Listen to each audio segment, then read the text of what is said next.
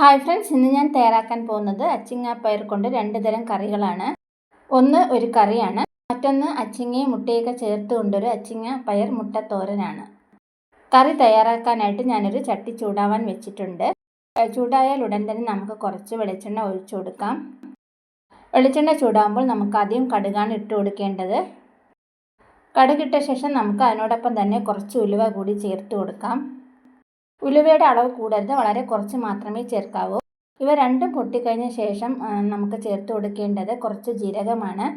വളരെ കുറച്ച് ജീരകമാണ് ചേർത്ത് കൊടുക്കേണ്ടത്. ജീരകവും ഇപ്പോൾ പൊട്ടിക്കഴിഞ്ഞ് ഇനി നമുക്ക് ഒരു സവാള അരിഞ്ഞത് വേണം ചേർത്ത് കൊടുക്കാൻ. ഒരു ഇടത്തരം സൈസിലുള്ള സവാളയാണ് അരിഞ്ഞതാണിത്. കുറച്ച് കറിവേപ്പില കൂടി ചേർത്തതിന് ശേഷം നമുക്ക് നന്നായിട്ടൊന്ന് വഴറ്റിയെടുക്കാം. ഇത് ചാറോട് കൂടിയുള്ളൊരു കറിയാണ്. നമുക്ക് ചേർത്ത് കൊടുക്കേണ്ടത് കുറച്ച് തക്കാളിയാണ്. ഒരു ചെറിയ തക്കാളി അരിഞ്ഞതാണിത്. തക്കാളിയും ചേർത്ത് നമുക്ക് നന്നായിട്ട് വീണ്ടും ഒന്ന് വഴറ്റി കൊടുക്കാം. ഇപ്പം സവാളയും തക്കാളിയും എല്ലാം ഏകദേശം ഞാൻ വഴറ്റിയെടുത്തിട്ടുണ്ട്. ഇനി നമുക്ക് അച്ചിങ്ങാപ്പയർ അരിഞ്ഞതാണ് ചേർത്ത് കൊടുക്കേണ്ടത്. ഒരു പിടി അച്ചിങ്ങാപ്പയർ അരിഞ്ഞതാണിത്. ഇനി നമുക്ക് വീണ്ടും ഇവയൊന്ന് വഴറ്റി കൊടുക്കാം. ഇതും നമുക്കൊരു പ്രത്യേക ടേസ്റ്റി ആയിട്ടുള്ളൊരു കറിയാണ്. നമ്മളിത് പരിപ്പെല്ലാം ചേർത്താണ് വേവിച്ചെടുക്കാൻ പോകുന്നത്. നമുക്ക് ചോറിനോടൊപ്പം കഴിക്കാൻ ഒരു പ്രത്യേക ടേസ്റ്റ് ആയിട്ടുള്ളൊരു കറി കൂടിയാണ്. ഇനി നമുക്ക് ആവശ്യത്തിന് ഉപ്പ് കൂടി ഇട്ട് കൊടുക്കാം. വീണ്ടും ഒന്ന് വഴറ്റി കൊടുക്കാം. ഈ കറി നമുക്ക് ചോറിനോടൊപ്പം കഴിക്കാനുള്ളൊരു കറിയാണ്. തേങ്ങയൊന്നും ചേർക്കാതെ വെറും ചെറുപയർ പരിപ്പ് ചേർത്താണ് ഈ കറി ഞാൻ തയ്യാറാക്കാൻ പോകുന്നത്. പൊതുവേ നമ്മൾ ചെറുപയർ പരിപ്പ് ചേർത്ത് ഏത് കറി ചെയ്താലും വളരെ നല്ലൊരു ടേസ്റ്റാണ് അതിന് കിട്ടുന്നത്. ഇപ്പം പയറൊക്കെ ഏകദേശം വെന്ത് വന്നിട്ടുണ്ട്. വെറും എണ്ണയിലിട്ടൊന്ന് വഴറ്റിയതാണ്. ഇനി നമുക്ക് കുറച്ച് മഞ്ഞൾപ്പൊടി കൂടി ചേർത്ത് കൊടുക്കാം. അതേ അളവിൽ തന്നെ കുറച്ച് മല്ലിപ്പൊടി ചേർത്ത് കൊടുക്കാം. മല്ലിപ്പൊടി വളരെ കുറച്ച് മാത്രമേ ചേർക്കാവൂ. മല്ലിപ്പൊടി ഒരുപാട് അങ്ങ് കൂടിപ്പോകരുത്, എങ്കിൽ കറിയുടെ ടേസ്റ്റ് അങ്ങ് മാറിപ്പോവും. ഇനി നമുക്ക് കുറച്ച് മുളക് പൊടിയാണ് ചേർത്ത് കൊടുക്കേണ്ടത്. അതുകൂടി ഇട്ട് കൊടുക്കുന്നുണ്ട്. ഇനി എല്ലാം കൂടി ഒന്ന് വഴറ്റിയെടുക്കണം.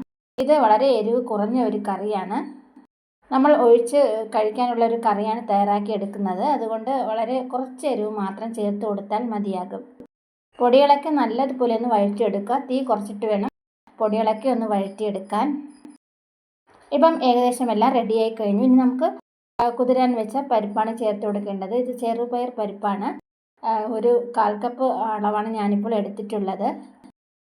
കറി നമുക്ക് കൂടുതൽ ആവശ്യമുണ്ടെങ്കിലോ അല്ലെങ്കിൽ നല്ല കട്ടി ചാറോട് കൂടിയ കറിയാണെങ്കിലോ നമുക്ക് ചെയ്യാൻ ഇഷ്ടമാണെങ്കിൽ ആ പരിപ്പിൻ്റെ അളവ് കൂട്ടി കൊടുക്കാവുന്നതാണ്. ഇനി നമുക്ക് വേവിക്കാൻ ആവശ്യമുള്ള വെള്ളം കൂടി ഒഴിച്ചു കൊടുത്ത് നന്നായിട്ടൊന്ന് ഇളക്കി കൊടുക്കാം. അതിനുശേഷം നമുക്കിനി തീ കൂട്ടിയിട്ട് വേണം വേവിച്ചെടുക്കാൻ.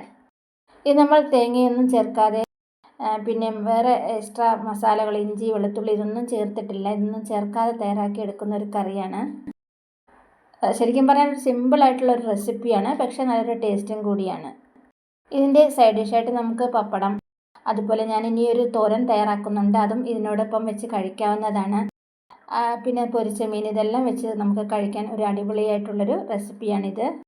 പരിപ്പെല്ലാം നമുക്ക് വെന്തുടയണം. നല്ലതുപോലെ വെന്തുടഞ്ഞ് രീതിയിൽ വേണം നമുക്ക് ഈ കറി തയ്യാറാക്കിയെടുക്കാൻ.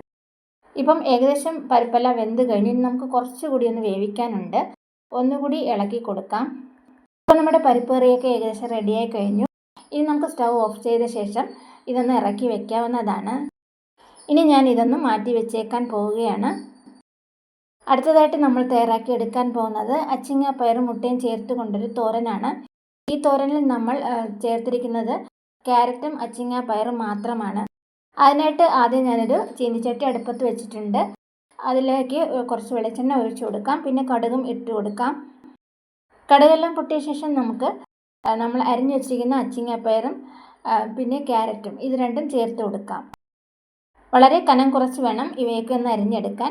നമ്മൾ ഈ തോരനിൽ തേങ്ങ ചേർക്കുന്നില്ല. തേങ്ങയ്ക്ക് പകരമായിട്ടാണ് മുട്ട ചേർക്കുന്നത്. മുട്ട ചേർക്കുമ്പോൾ നമുക്ക് ഈ തോരനിൽ ഒരു വെറൈറ്റി ടേസ്റ്റാണ് നമുക്ക് കിട്ടുന്നത്. വെള്ളം ഒട്ടും ചേർക്കാതെ തന്നെ എണ്ണയിൽ ഇട്ട് മാത്രമാണ് ഇത് ഞാൻ തയ്യാറാക്കി എടുക്കാൻ പോകുന്നത്. ഇനി ഒരല്പം ഉപ്പ് കൂടി ചേർത്ത് കൊടുക്കാം. തീ വളരെ കുറച്ചിട്ട് കൊടുക്കണം. തീ വളരെ കുറച്ചിട്ട ശേഷം ഞാനിപ്പോൾ ഒന്ന് അടച്ചാണ് വേവിക്കാൻ പോകുന്നത്. ഇടയ്ക്കിടയ്ക്ക് നമുക്ക് ഓപ്പൺ ചെയ്തൊന്ന് ഇളക്കി കൊടുക്കണം, അല്ലെങ്കിൽ പെട്ടെന്ന് അടുക്കി പിടിക്കാൻ സാധ്യതയുണ്ട്. കാരണം നമ്മൾ ഇതിൽ വെള്ളമൊന്നും ഒഴിച്ചു കൊടുക്കുന്നില്ല, വെറും എണ്ണയിലിട്ടാണ് ഇത് തയ്യാറാക്കി എടുക്കുന്നത്. അതുപോലെ ഈ തോരൻ തയ്യാറാക്കി എടുക്കാനും നമുക്ക് വെളിച്ചെണ്ണ തന്നെ ഉപയോഗിക്കണം. അപ്പോൾ തന്നെ വളരെയധികം ടേസ്റ്റ് നമുക്ക് കിട്ടുന്നത്. ഇപ്പോൾ പയറിൻ്റെയും ക്യാരറ്റിൻ്റെയൊക്കെ നിറമൊക്കെ മാറി വന്നിട്ടുണ്ട്. ഇനി നമുക്ക് കുറച്ച് പൊടികളാണ് ചേർത്ത് കൊടുക്കേണ്ടത്. സാധാരണ നമ്മൾ എല്ലാ തോരനിലും ചേർക്കുന്നത് പോലെ തന്നെയാണ് ഇതും തയ്യാറാക്കി എടുക്കുന്നത്. നമുക്ക് മഞ്ഞൾപ്പൊടിയും മുളക് പൊടിയും ഇട്ട് കൊടുക്കാം. വീണ്ടും എല്ലാം കൂടി ഒന്ന് വഴറ്റി കൊടുക്കാം. ഇതും നമുക്ക് വളരെ എരിവ് കുറഞ്ഞൊരു തോരനാണ്. എരിവ് താല്പര്യമുണ്ടെങ്കിൽ മാത്രം പച്ചമുളക് ചേർക്കാവുന്നതാണ്. നമ്മൾ ചേർത്ത പയറും പിന്നെ ക്യാരറ്റൊക്കെ പകുതി വെന്ത് കഴിഞ്ഞു. ഇനി നമുക്ക് ഒന്ന് സൈഡിലോട്ട് കോരി മാറ്റി വെച്ചേക്കാം. ഇനി ഞാൻ മുട്ടയാണ് ഒഴിച്ചു കൊടുക്കാൻ പോകുന്നത്. മുട്ട നമുക്ക് തോരൻ കൂടുതൽ ആവശ്യമുണ്ടെങ്കിൽ ഒരു 2 മുട്ട ചേർക്കാവുന്നതാണ്. ഞാനിപ്പോൾ 1 ചേർത്ത് കൊടുക്കുന്നത്. ഇപ്പോൾ ഞാൻ സൈഡിലോട്ട് എല്ലാം മാറ്റി വെച്ച് കഴിഞ്ഞു. അതിൽ നിന്ന് കുറച്ച് എണ്ണ ഊറി വന്നിട്ടുണ്ട്. അതിലേക്ക് നമുക്ക് മുട്ട ഒഴിച്ചു കൊടുക്കാം. ഇനി കുറച്ച് കുരുമുളക് പൊടി കൂടി മുട്ടയിലേക്ക് ഇട്ട് കൊടുക്കാം. ഇനി നമുക്ക് മുട്ട നല്ലതുപോലെ ഒന്ന് ചിക്കി പൊരിച്ചെടുക്കണം. എല്ലാം കൂടി നന്നായിട്ടൊന്ന് മിക്സ് ചെയ്ത് കൊടുക്കാം. മുട്ട കൂടി ചേർക്കുമ്പോൾ നമ്മുടെ തോരന് ഒരു അടിപൊളി ടേസ്റ്റാണ് കിട്ടുന്നത്. തേങ്ങ ചേർത്ത് തയ്യാറാക്കുന്ന തോരനും നമ്മൾ മുട്ട ചേർത്ത് തയ്യാറാക്കുന്ന തോരനും 2 വിധമായ ടേസ്റ്റാണ് ഉള്ളത്. ഓരോ സമയം നമുക്ക് ഇതുപോലെ ഡിഫറെൻ്റ് ആയിട്ടൊന്ന് പരീക്ഷിച്ചൊക്കെ നോക്കാവുന്നതാണ്. ഇനി നമുക്ക് മുട്ടയും പയറും ക്യാരറ്റും എല്ലാം ഒന്നിച്ച് നന്നായിട്ടൊന്ന് മിക്സ് ചെയ്ത് കൊടുക്കാം. നല്ലതുപോലെ ഇളക്കി കൊടുക്കണം. വേറെ വെള്ളമൊന്നും ചേർത്തിട്ടില്ല. ഞാനിപ്പോൾ വെറും എണ്ണയിലിട്ടാണ് ഇത്രയും ചെയ്തെടുത്തിരിക്കുന്നത്. ഇനി നമുക്ക് കുറച്ച് ഗരം മസാല പൗഡർ കൂടി ചേർത്ത് കൊടുക്കാം. അതുകൂടി ചേർക്കുമ്പോൾ ആ മുട്ടയിലുള്ള സ്മെല്ലൊക്കെ ഒന്ന് മാറി കിട്ടുന്നതാണ്. ഇത് നമുക്ക് ചോറിനോടൊപ്പം കഴിക്കാൻ അടിപൊളിയായിട്ടുള്ള റെസിപ്പിയാണ്. പയറെല്ലാം കഴിക്കാൻ ഇഷ്ടമില്ലാത്ത കുഞ്ഞുങ്ങൾക്ക് ഇതുപോലെ മുട്ടയെല്ലാം ചേർത്ത് ചെയ്ത് കൊടുക്കുമ്പോൾ അവർ ഇഷ്ടപ്പെട്ട് കഴിക്കുന്നതാണ്. ഇപ്പോൾ നമ്മുടെ 2 റെസിപ്പിയും റെഡിയായി കഴിഞ്ഞു. റെസിപ്പി ഇഷ്ടമായാൽ തീർച്ചയായിട്ടും എല്ലാവരും ഒന്ന് ട്രൈ ചെയ്ത് നോക്കുക. വീഡിയോ ഇഷ്ടമായ ലൈക്ക്, ഷെയർ ആൻഡ് സബ്സ്ക്രൈബ് ചെയ്യുക. അതുപോലെ നിങ്ങളുടെ കമൻറ്റ്സ് എന്നെ അറിയിക്കുക.